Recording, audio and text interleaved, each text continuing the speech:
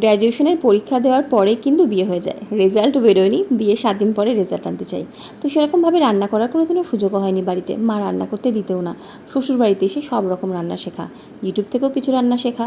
রান্নার প্রতি বরাবরই একটা ঝোঁক ছিল বিয়ের পর থেকে, নানা রকম রান্না করে খাওয়াতে খুব ভালো লাগতো।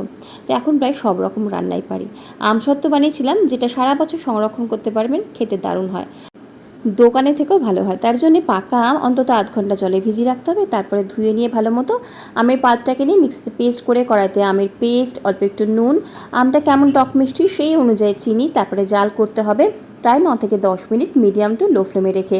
ঢাকা চাপা দিয়ে করবেন, নাহলে বাবলসগুলো খুব ছিটকায় গায়ে এসে। যখন দেখবেন একটা প্লেটে নিয়ে আর জল নেই, ভাববেন আমের মিশ্রণটা একদম রেডি। প্লেট বা থালাতে একটুখানি তেল ব্রাশ করে নিয়ে আমের মিশ্রণটা ছড়িয়ে নিয়ে ফ্যানের তলায় রেখে দিন। 1.5 থেকে 2 দিনে শুকিয়ে যাবে যদি পাতলা মিশ্রণ হয় এরকম। ব্যাস, তারপর কেটে নিয়ে পরিবেশন করুন। দারুণ লাগে এই আমসত্ত্ব।